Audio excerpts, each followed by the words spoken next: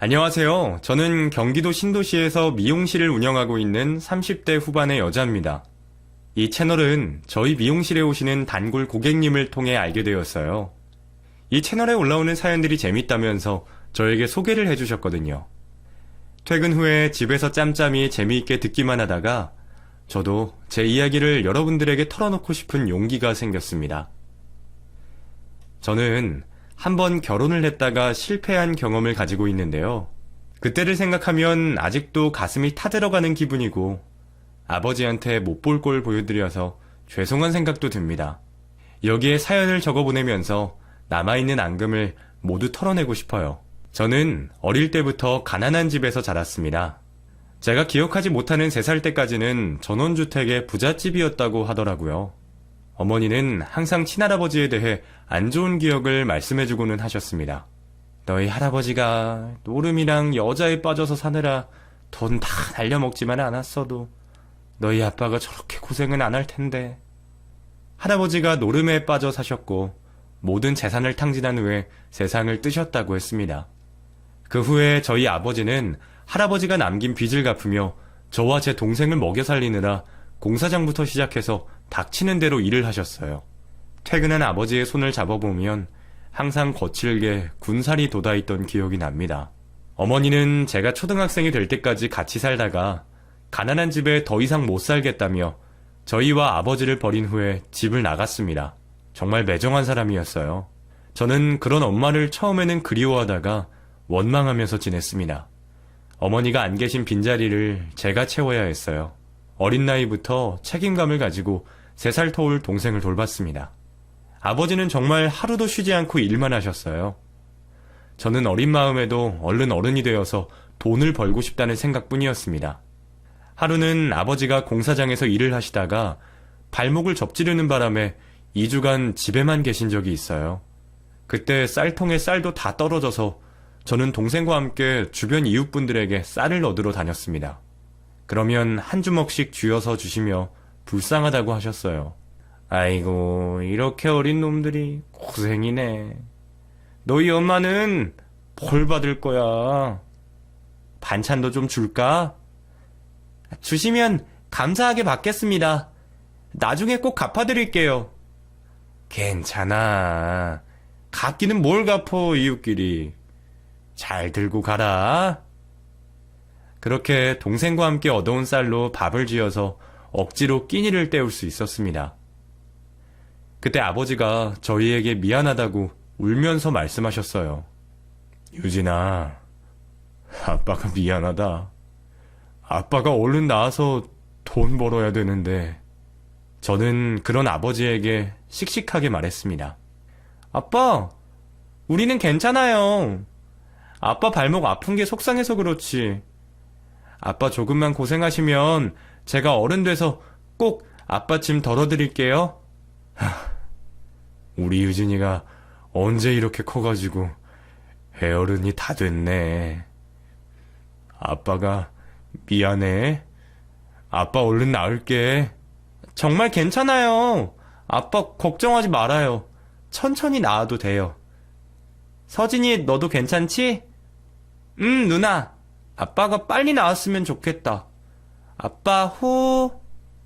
없는 살림이었지만 저희 세 식구는 그 와중에도 서로를 위해주며 행복하게 살았습니다. 아버지는 크지 않는 체구에 몸 쓰는 일을 하셔서 항상 이곳저곳 아픈 곳이 많았어요. 그래도 저희 앞에서는 아프다는 말씀을 한 번도 하지 않았습니다. 잘 때 아파서 끙끙 앓는 소리를 낼 때야 아빠가 몸이 안 좋으시구나 짐작할 뿐이었어요. 그래도 저는 그저 아버지가 철인같이 느껴졌어요. 아버지는 노력하셨지만 저희 남매는 반지하방을 벗어나지 못했습니다. 초등학생 때까지 저는 다른 집들도 다 곰팡이가 벽지에 다 피어있는 줄 알고 살았어요. 중학생이 되고 나서 친구네에 한번 놀러 갔다가 깔끔하고 환한 집안을 보고 놀랐던 기억이 나네요. 친구 방에는 피아노도 있었습니다. 신기해서 눈이 땡그레져서 구경하고 있는데 친구 어머니가 피자를 만들어주셔서 저도 모르게 눈물을 흘리며 먹었어요. 어머, 유진아, 왜 울어? 아니에요. 저는 엄마가 해주는 음식 먹어본 적이 없어서. 아이고, 어린 게 가엾네. 맛있게 먹어. 자주 놀러와. 아줌마가 맛있는 거 많이 해줄게. 네, 이 피자 정말 맛있어요. 집에서 피자 만들 수 있는지 몰랐어요. 그날 저는 마음속으로 나중에는 꼭 그런 집에서 살아야겠다고 다짐했어요. 그렇게 시간이 흘러 저는 상고를 갔습니다.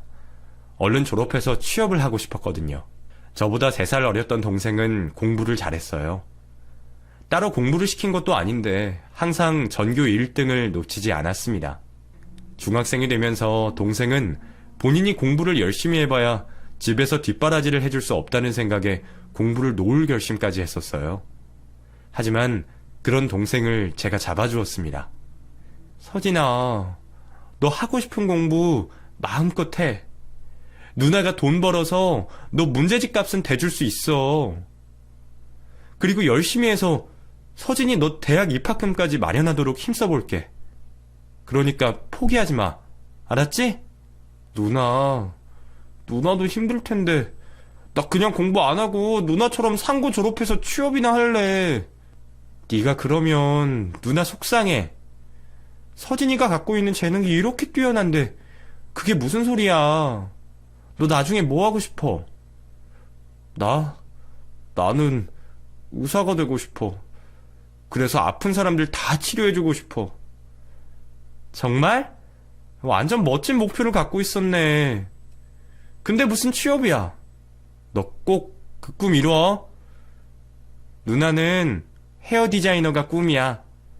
누나도 누나 꿈 이룰 테니까 우리 열심히 하자. 누나. 알았어. 누나, 우리 꼭 꿈 이루자. 동생과 저는 늘 서로를 응원해 주었어요. 저는 상고를 다니면서 지원을 받아서 미용사 자격증을 취득했습니다. 그리고 그때 당시에 이름만 대면 아는 꽤 유명한 미용실에서 일을 하기 시작했습니다. 초반에는 손님 머리를 감겨드리고 바닥 청소를 하는 게 전부였지만 일을 하고 돈을 벌 수 있다는 자체로 너무 행복했어요. 그리고 저는 번 돈을 모두 가족을 위해 썼습니다. 아버지는 평생 일을 하셨지만 할아버지가 남긴 빚을 갚고 저희를 키우느라 드는 생계비 때문에 이사도 못 가고 살았어요. 그런데 저는 돈을 벌면서 첫 번째 목표로 그 반지하에서 벗어나고 싶다는 생각이었습니다. 이사를 목표로 하고 열심히 돈을 모았어요. 낮에는 미용실에서 일하고 저녁에는 호프집에서 아르바이트를 했습니다. 그렇게 악착같이 모은 돈으로 전세 보증금을 마련해서 좀 더 넓고 지상에 위치한 빌라로 이사를 갈 수 있었어요. 동생은 머리도 좋았고 그만큼 열심히 공부를 한 덕분에 의대에 입학할 수 있었습니다. 동생은 입학 후에 과외를 하면서 본인 용돈벌이를 했어요. 동생이 혼자 자취를 하면서 본인 앞가림을 할 수 있게 되자 저는 한시름 놓이는 기분이었습니다. 서진아, 힘들면 누나한테 말해. 누나가 용돈 줄게. 됐어, 누나. 누나가 얼마나 힘들게 살고 있는 줄 다 아는데. 내 앞가림 이제 내가 할게. 이제 누나를 위해서 살아. 그리고 나 의사 되면 누나한테 보답할 거야. 보답은 무슨? 됐어. 너 하고 싶은 거 하는 게 누나한테 보답하는 일이야. 저는 미용실에서 열심히 일했고 손재주도 있던 덕분에 차근차근 디자이너로서 일하며 단골 손님도 늘어가고 있었습니다. 저희 아버지는 할아버지 빚을 다 갚았는데도 제가 혼자 버는 게 안타까우셨는지 계속 일을 하셨어요. 그리고 저는 26이 되던 해 단골 손님으로 자주 오던 손님에게 고백을 받게 되었습니다. 허우대가 멀쩡하고 사람이 다정하게 말도 잘 걸어줘서 저도 호감이 있기는 했어요. 유진 씨, 혹시 남자친구 있어요? 남자친구요? 비밀인데요? 사실 그때까지 한 번도 남자를 사귄 적이 없어서 저는 부끄러운 생각에 비밀이라고 말했습니다. 에이, 없으시면서. 저 어때요? 저랑 한번 만나보실래요? 네? 갑자기요? 머리하러 오셔서 그런 말씀하시면 제가 불편할 거라는 생각 안 하셨어요? 당황해서 제가 그렇게 말을 했습니다. 손님이라서 부드럽게 거절을 했어야 했다는 생각은 나중에야 들었어요. 제 말을 듣고 그 사람이 사과를 했습니다. 죄송해요. 제가 너무 성급했네요. 괜찮아요. 저도 당황해서. 하지만 그날 이후로 그 손님은 꾸준히 저에게 개인적으로 연락을 했어요. 단골 고객이라서 연락을 차단하기도 어려웠습니다. 그렇게 자주 연락을 주고받던 그 사람과 저는 결국 연애를 하게 되었습니다. 그때는 뭣도 모르는 쑥맥이어서 그저 저를 좋다고 하니까 좋은 사람이라고 생각했던 것 같아요. 그 사람은 아버지가 하시는 큰 고깃집에 일을 하고 있다고 했습니다. 그리고 본인이 결혼할 때 아버지가 가게를 물려주신다는 말도 했어요. 저는 그 말을 아무 의심도 없이 철석같이 믿고 있었어요. 그 사람은 연애를 할 때 본인이 치장하는데 돈을 많이 썼어요. 그때는 콩깍지가 씌어서 잘 꾸미는 남자친구가 보기 좋다고 생각했습니다. 정욱 씨는 참 멋쟁이야. 이 옷은 어디서 샀어?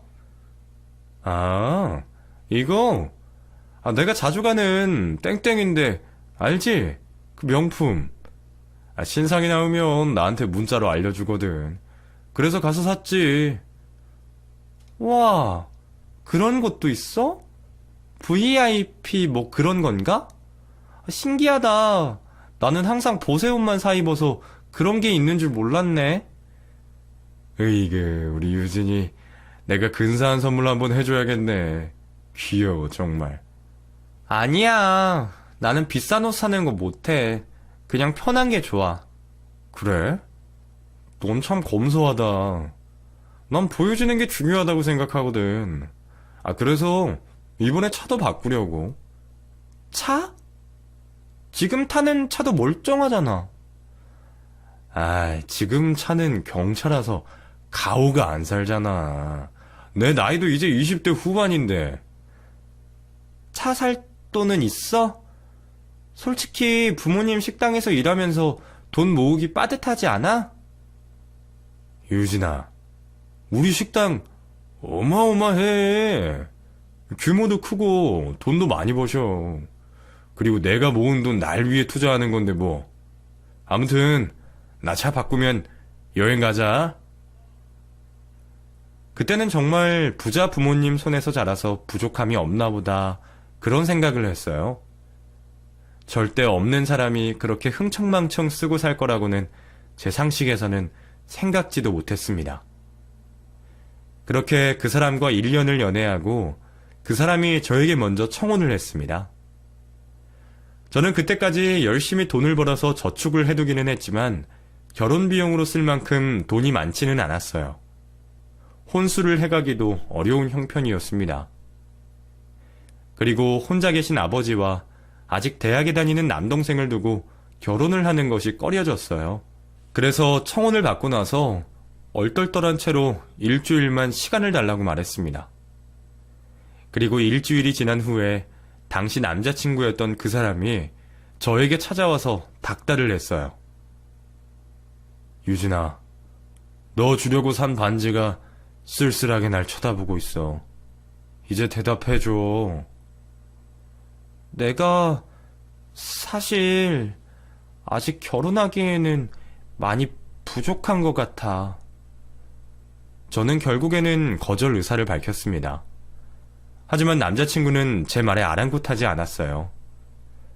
우리가 서로 맞춰가면서 살아가면 되지. 뭐가 문제야? 일단 결혼식은 미루더라도 혼인신고라도 먼저 하고 살아도 되지 않을까? 우리 신혼집은 어떻게 하고, 신혼집은 구할 수 있어? 그럼 내 앞으로 된 빌라 하나 있어. 거기서 살면 되지. 철없이 해맑게 말하는 남자친구의 말에 저도 그만 웃으며 넘어가 버렸습니다. 제 마음 한켠에는 얼른 제 가정을 이루고 싶은 소망도 있었거든요. 어차피 그 사람과 결혼할 거면 빨리 가정을 이루는 것도 나쁘지 않겠다는 생각이 들었습니다. 그래서 그 주에 바로 둘이서 구청에 가서 혼인신고를 해버렸어요.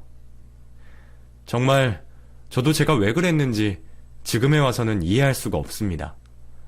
미쳤던 것 같아요. 어리기도 했지만 뭐에 홀려도 단단히 홀렸던 것 같네요. 남자친구와 저는 그렇게 어른들에게 말도 없이 혼인신고를 마쳤습니다. 그리고 나서야 저희는 양가 부모님을 함께 만나기로 했어요. 상견례를 하기로 한 날 처음으로 남자친구의 부모님이 운영하는 고깃집에 가게 되었어요. 미리 가봤어야 했는데 식당이 예상보다 훨씬 더 작은 규모더라고요. 남자친구는 항상 거들먹거리며 말했는데 그것과는 한참 달라서 저는 가자마자 깜짝 놀랐습니다. 그래도 티를 낼 수는 없었어요. 식당에 도착하자 시부모가 저를 반갑게 맞아주었습니다. 어서 와요. 우리 정욱이한테 이야기 많이 들었어요. 안녕하세요, 사돈분. 안녕하세요. 저는 김유진이라고 합니다. 저희 아버지도 예상외로 작은 식당을 보고 놀란 눈치였습니다. 손님이 한 테이블도 없더라고요. 손님이 없네요. 저희 상견례 한다고 일부러 손님 안 받으신 건 아니죠? 저희 아버지의 물음에 당시 예비 시모가 웃으며 대답했습니다. 지금은 손님들 올 시간이 아니라서 좋은 식당 갈 걸 괜히 여기서 만나자고 했나? 아이고, 아닙니다. 아니에요. 제가 괜한 말을 했네요. 그런데 고깃집인데 고기를 주지 않더라고요. 외부에서 사온 음료를 앞에 두고 대화를 나눴습니다. 애들이 결혼식은 추후에 올린다고 하고 정욱이 앞으로 빌라가 있으니까 거기서 신혼 시작하면 될 것 같네요. 그 말에 저희 아버지가 대답하셨어요. 그래도 식은 올려야 할 텐데 제가 어떻게든 도와서 식 올리도록 하겠습니다. 저희 아버지의 말씀에 남자친구가 대답했어요. 아버님, 무리하지 않으셔도 돼요. 저희 아직 어리니까 30 전에 식 올리면 되죠. 우선 혼인신고만 하고 같이 살고 싶어요. 허락해 주실 거죠? 그건 좀 그렇지 않나? 실은 이미 혼인신고 마쳤습니다. 아버지는 그 인간의 말을 듣고 깜짝 놀란 눈치였어요. 벌써 혼인신고까지 했다고? 왜 그렇게 빨리? 유진이가 도망갈까봐 제 마음이 급해져서요. 아버지는 말없이 저를 보셨어요. 어쩐지 죄송하고 부끄러운 생각이 들었습니다. 그렇게 상견례 자리를 마친 후에 저는 아버지와 함께 식사를 하러 고깃집에 갔습니다. 고깃집에서 오랜만에 아버지가 좋아하시는 고기를 먹으며 이야기를 나누려고 했어요. 그런데 통 먹지를 못하시더라고요. 아빠, 왜 이렇게 못 드세요? 우리 오랜만에 외식하는 건데 맛있게 드세요. 그래. 근데 내가 이가 안 좋아서 씹지를 못하겠네. 뭐라고요? 아빠 이 어디가 안 좋은데요? 왜 진작 말 안 했어요? 내가 무거운 거 옮기고 그런 일 하면서 이를 꽉 깨물고 하다 보니까 괜찮아. 앞니로 씹으면 돼. 그 말을 듣고 저는 가슴이 철렁 내려앉는 기분이었습니다. 당장 아버지를 모시고 치과에 가려고 했어요. 아빠, 당장 치과 가요. 제가 치료비 드릴게요. 아니다. 나중에 내가 돈 벌어서 할게. 치과 가면 돈 많이 깨질 텐데. 너 결혼도 해야 하잖아. 혼수도 준비해야 하고. 내가 도와주면 식도 올릴 텐데 미안하다. 아빠 때문에 식 안 올리는 거 아니에요. 아이, 속상하게 진짜. 아빠, 그러지 말고 우선 치료받게 치과 가봐요. 그날 저는 바로 아버지를 모시고 치과에 갔어요. 그런데 의사가 양쪽 어금니 6대가 못 쓸 만큼 깨지거나 썩어 있고 임플란트를 해야 한다고 말했습니다. 어떻게 이 지경이 되도록 버티셨나요? 치통이 심하셨을 텐데. 아니에요. 진통제 먹으면 하나도 안 아팠는데. 괜찮아요. 오늘은 신경치료까지만 하고 계세요. 임플란트는 아무래도 돈이 좀 많이 들다 보니까 따님분이랑 상의를 하셔야겠네요. 아유, 치료 안 해도 되는데. 그날은 가장 심한 이의 충치만 치료했어요. 그 지경까지 되도록 얼마나 힘드셨을지 생각하니 가슴이 너무 아팠습니다. 당장이라도 임플란트를 해드리고 싶었는데 어금니 외에도 치료를 다 하려면 대략 2천만 원의 돈이 필요하더라고요. 당시에 저는 그 돈을 마련할 수가 없었어요. 너무 속이 상했습니다. 결혼이고 뭐고 때려치우고 싶다는 생각이 들었어요. 저는 저도 모르게 눈물을 흘리며 아버지에게 말했습니다. 아빠, 나 결혼 안 할래. 그냥 아빠 모시고 살아야겠어요. 유진아, 그런 말 하면 아빠 속상해. 너 좋아하는 사람이랑 가정 이루어서 살아야지. 이미 혼인신고도 마쳤다면서. 아빠 괜찮아. 먹는데 아무 지장 없어. 내가 왜 혼인신고를 했는지 모르겠어요. 그런 말 하지 말어. 아빠야말로 속상하려고 하네. 이서방이랑 잘 살아. 아빠 고기 좋아하잖아요. 먹고 싶은 것도 못 먹고 사는데 내가 그런 아빠를 혼자 두고 어떻게 가요. 아빠, 제가 돈 모아서 꼭 아빠 임플란트 다 해드릴게요. 조금만 참아요. 치료 다 하면 내가 맨날 고기 사드릴 거야. 아유, 그래. 그러자. 우리 유진이, 응? 울지 말고 결혼 준비 잘하고. 그 일이 있은 후 한 달 뒤에 저는 무거운 발을 이끌고 남자친구가 아닌 혼인신고로 남편이 된 사람의 집 주소로 찾아가게 됐어요. 그렇게 신혼집이 마련되어 있다고 호언장담해서 저는 그래도 살만한 곳인 줄 알았는데 20년도 넘은 빌라의 반지하였습니다. 너무 황당했어요. 유진아, 왔어? 얼른 집 내려. 설마 여기야? 왜? 우리 둘이 시작하기에는 괜찮지 않아? 어린 시절 반지하를 벗어나려고 그렇게 애를 써서 겨우 탈출했는데 결혼을 하고 다시 반지하에 살아야 한다는 생각에 눈앞이 까마득해지는 기분이었습니다.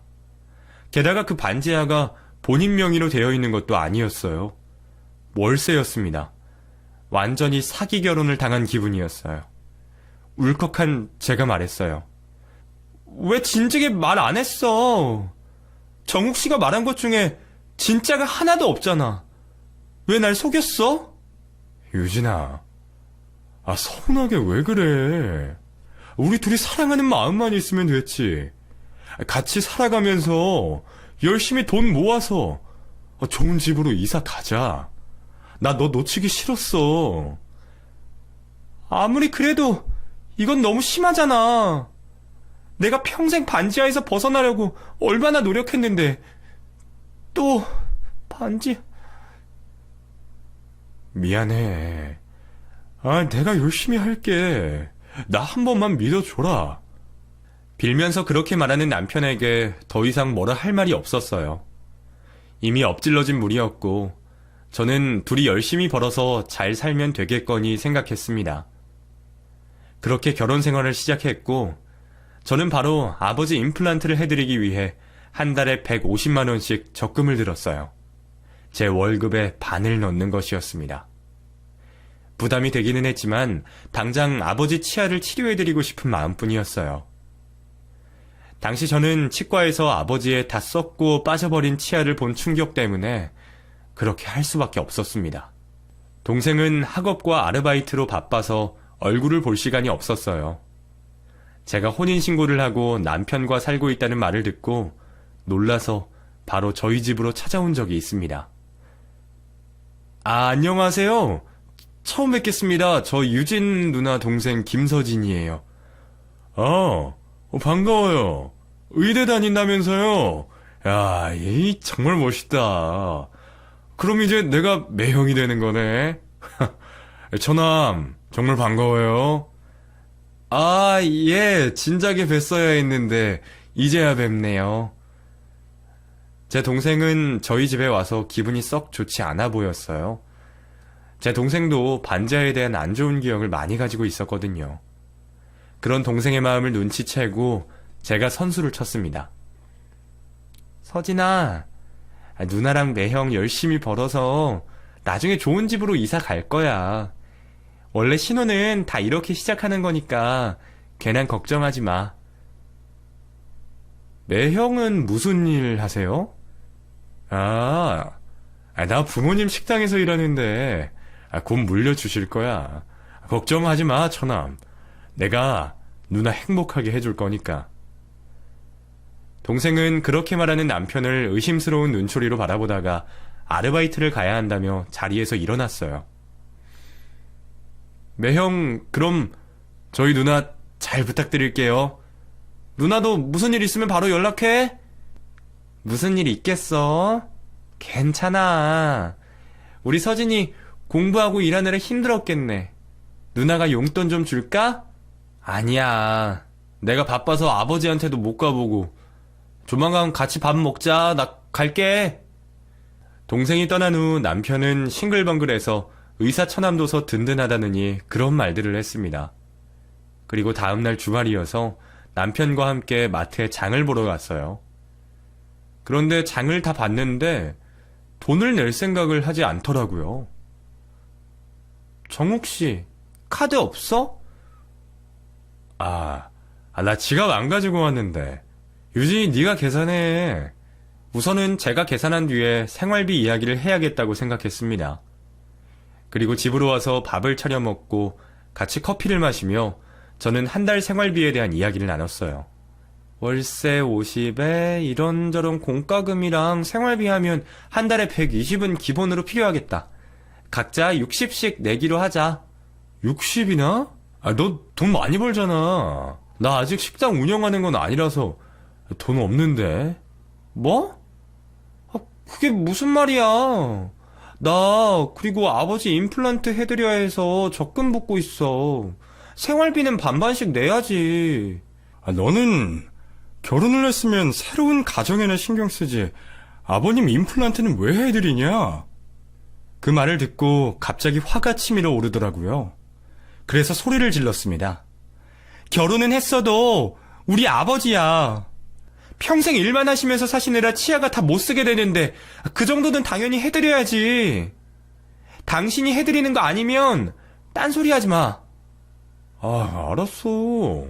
뭘 그렇게 소리까지 지르냐. 아무튼 생활비는 내가 이 집 해왔으니까 네가 좀 더 내야 된다고 생각해. 그때부터 저는 남편에게 정이 떨어지기 시작했습니다. 도대체 그놈의 코딱지만한 식당 물려받으려면 얼마나 기다려야 되는데? 당신 일하기나 해? 유진아, 벌써부터 잔소리야? 알았어. 생활비 내면 되잖아. 벌써부터 싸우지 말자, 우리. 남편은 애교로 상황을 넘어가려고 했습니다. 더 이상 말을 했다가는 제가 화를 주체할 수 없을 것 같아서 그날은 그렇게 넘어갔어요. 그리고 저는 일주일에 한 번 쉴까 말까 하게 열심히 일을 했습니다. 일을 하고 돌아오면 남편은 탱자탱자 집에서 TV를 보며 맥주나 마시고 있었어요.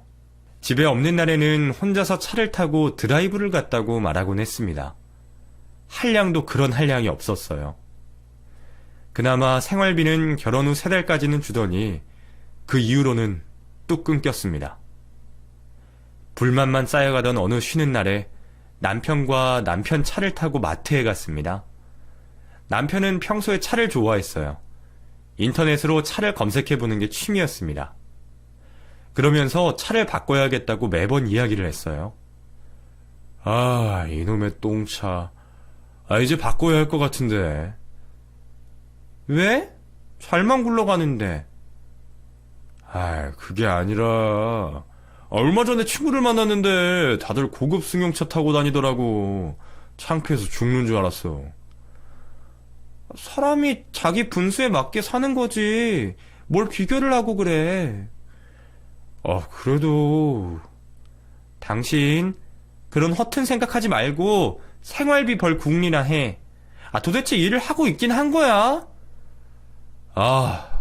또 그 소리야? 나 일을 해. 아버지 식당 가서 일하고 있다고. 근데 왜 돈이 없어? 지금 몇 달째 나 혼자서 당신 통신비부터 월세까지 다 감당하고 있는 거 알지? 알았어. 제가 남편의 벌이에 대한 이야기를 꺼내면 남편은 회피하느라 바빴습니다.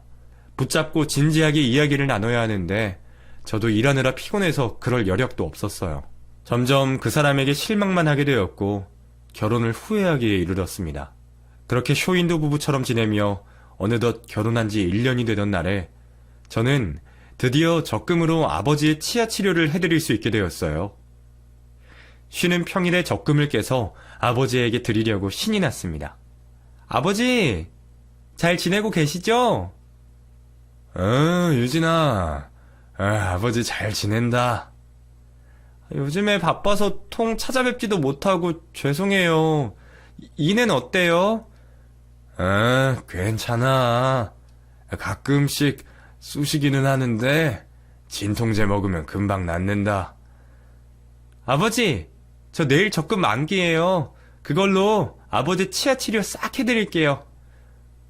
뭐? 그 돈을 내가 어떻게 쓰냐. 너희 사는데 보태.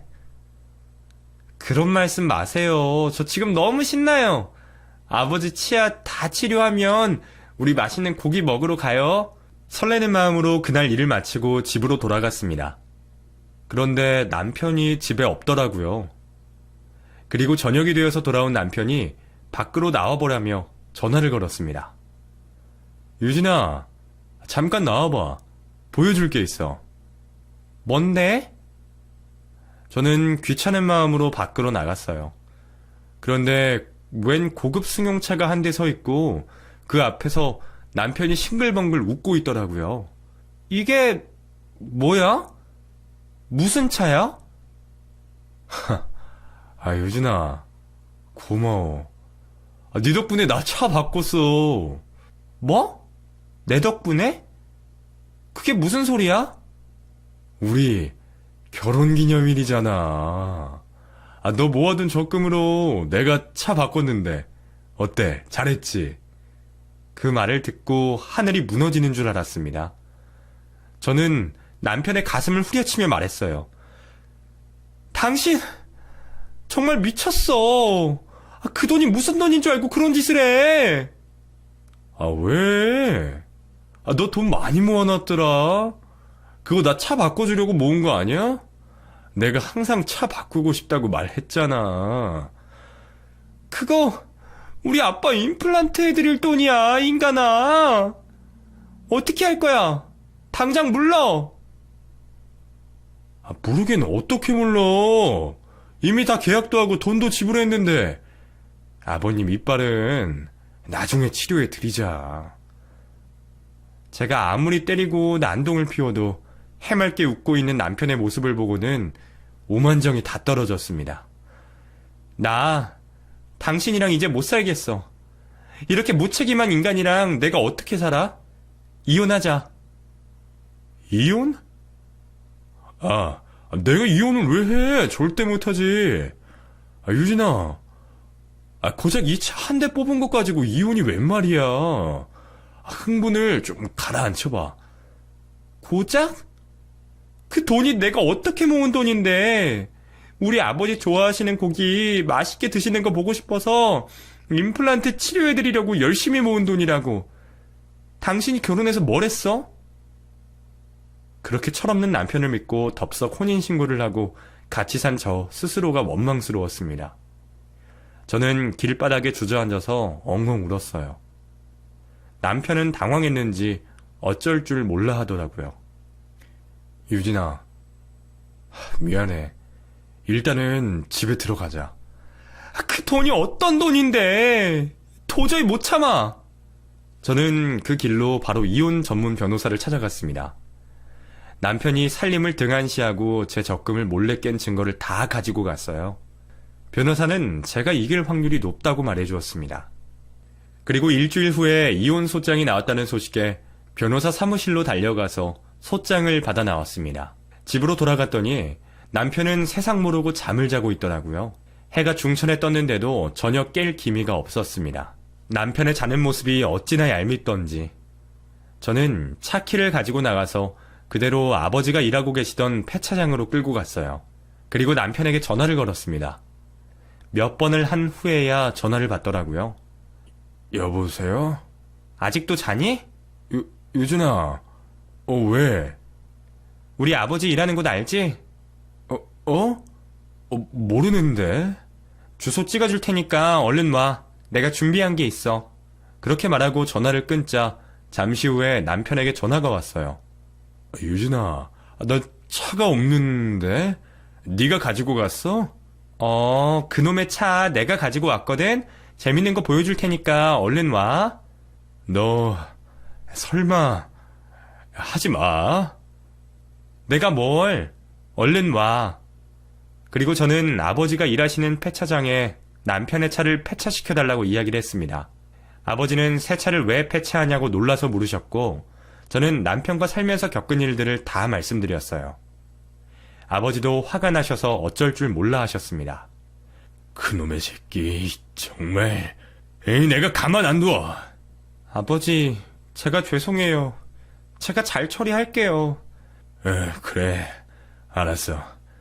말소 처리하고 그 자식 오면 바로 폐차할게. 그리고 30분 후쯤에 남편이 헐레벌떡 폐차장으로 들어왔어요. 그때 이미 문을 부수고 폐차를 진행하고 있던 상태였습니다. 그걸 본 남편이 기겁을 해서 그만하라고 소리를 질렀어요. 멀쩡한 차를 왜 다 부수는 거예요? 그거 제 차예요. 그만하세요. 남편이 소리를 지르자 아버지가 망치를 들고 남편 앞으로 다가서서 말씀하셨습니다. 너 이 자식, 우리 유진이 고생시키고 네놈 실속만 차리고 살려고 했어? 아버지의 말에 껌뻑 기가 죽은 남편은 무릎을 꿇고 죄송하다고 빌었습니다. 유진아, 미안해. 장인어른, 죄송해요. 제발 그만두세요. 이미 소용없어. 아버지는 그렇게 말씀하시고 차를 부수기 시작하셨어요. 저는 통쾌한 기분이 들었어요. 아버지를 말리려고 다가가서 어쩔 줄 몰라 하는 남편에게 저는 이혼 소장을 집어던졌습니다. 유진아, 장인어른 좀 말려봐. 저 멀쩡한 차를 아까워서 어떻게 해. 어차피 내 돈으로 산 거잖아. 이 거머리 같은 자식아. 이거나 받아. 이게 뭐야? 이혼 소장? 그래. 이혼 소송 준비나 제대로 해라. 어차피 질 테지만. 유진아, 내가 너랑 이혼을 왜 해? 내가 잘못했어. 이렇게까지 할 필요 없잖아. 웃기지 마. 내가 속아서 결혼해서 지금까지 참고 살았는데 도저히 못 참아. 그게 어떤 돈이라고 함부로 손을 대? 너희 부모님 식당도 다 망해가고 있더라. 내가 알아봤거든. 처음부터 작정하고 사기 결혼했으면서 이제 와서 뭐? 위자료 준비나 제대로 해. 내가 어떻게 해서든 받아낼 테니까. 그리고 저는 혼자서 택시를 타고 집으로 돌아가서 제가 산 혼수와 제 짐들을 용달차에 실어서 바로 아버지 댁으로 옮겨두었습니다. 나중에 아버지가 이야기를 해주셔서 알게 되었는데 남편은 내내 서서 폐차하는 차를 한참 멍하니 바라보다가 울면서 집으로 돌아갔다고 하더라고요. 이혼 소송을 진행하면서 남편은 제 마음을 돌리기 위해 갖은 노력을 다했지만 이제 와서 속아 넘어갈 리가 없었어요. 저는 이혼 소송 기간 동안 일을 해서 돈을 벌며 아버지 치과 치료를 하기 시작했어요. 아버지는 괜찮다고 극구 사양하셨지만 제가 열심히 설득한 후에 치과를 다니셨어요. 빚을 지는 게 싫어서 적금을 다 넣고 치료를 해드릴 생각이었는데 전 남편의 파렴치한 짓 때문에 그럴 수 없게 되었지요. 그래서 저는 카드 할부를 받아서 아버지 치과 치료에 돈을 보탰습니다. 그리고 지긋지긋한 소송 끝에 저는 전 남편으로부터 위자료를 받을 수 있게 되었습니다. 하지만 남편은 돈이 없다며 위자료를 주지 않았어요. 나 너에게 줄 돈 하나도 없어. 위자료 못 줘. 이게 아직도 정신을 못 차렸나? 그렇게 해, 그럼. 강제집행 신청하면 되거든? 그렇게 소송을 당하고도 범 무서운 줄 모르니? 야, 유진아, 너 멀쩡한 내 차 네가 다 부셨잖아. 그걸로 충분한 거 아니야? 그게 왜 네 차야? 내 돈 주고 네가 멋대로 산 내 차지. 말 같지도 않은 소리 하지 말고 강제집행 당하기 전에 얼른 위자료 지급해. 신랑이 끝에 저는 위자료를 받을 수 있었습니다. 그리고 그 인간과 관련된 흔적을 다 지우고 싶어서 다니던 미용실을 그만두고 당시 동네 헐값으로 나온 상가에 분양을 받아서 제 이름으로 된 미용실을 운영하게 되었어요. 그 인간과 이혼한 지 벌써 10년이 넘은 세월이 흘렀네요. 다행히 제 미용실은 고객들이 늘어갔고 지금은 확장해서 직원도 두고 안정적으로 잘 운영하고 있습니다. 제 동생은 정형외과 의사가 되어서 대학병원에서 일을 하고 있어요. 같은 의사를 만나서 결혼을 하고 조카도 낳았습니다. 조카가 이제 3살이 되었는데 조카 보는 재미로 살고 있어요. 아버지는 치과 치료를 안전하게 잘 마치셨어요. 임플란트를 해서 튼튼해진 어금니를 갖게 된 아버지에게 제가 한우를 사드렸습니다. 한우를 드시며 아버지가 눈물을 흘리시더라고요.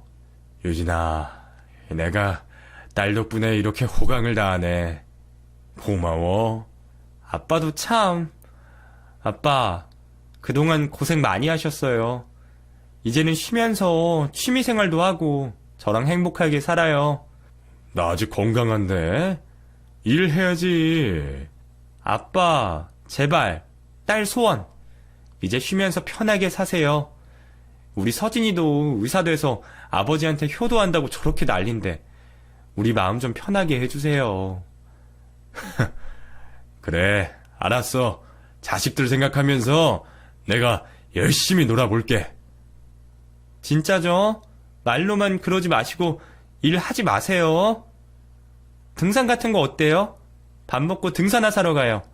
아빠 운동도 할 겸 등산 좋잖아요. 그래, 알았어. 나도 이제 아들, 딸 덕 보면서 살아보자. 저는 지금 신도시 아파트에서 아버지와 함께 지내고 있습니다. 아버지가 등산을 가실 때 저도 가끔 따라서 가고 있어요. 어린 날의 실수로 인간 이하의 남자를 만나 결혼을 하고 별의별 일을 다 겪었네요. 이혼을 한 후에는 남자 만날 생각을 전혀 하지 않고 지내고 있습니다. 전 남편이 그렇게 물려받을 거라고 이야기했던 식당은 폐업을 했다는 소식을 건너 듣게 되었어요. 본인의 겉멋에만 취해서 가정을 소홀히 하는 사람은 애초에 결혼을 해서는 안 된다고 생각합니다. 비싼 인생 공부했다고 생각하고 저는 훌훌 털고 잘 지내려고 합니다. 앞으로도 아버지에게 효도하면서 잘 살아보겠습니다. 제가 왜 저러고 살았대 하면서 답답하게 들으셨던 여러분, 끝까지 제 이야기 들어주셔서 감사해요. 지금은 야무지게 잘 살고 있으니 걱정하지 않으셔도 됩니다. 여러분들도 항상 건강하고 행복하세요.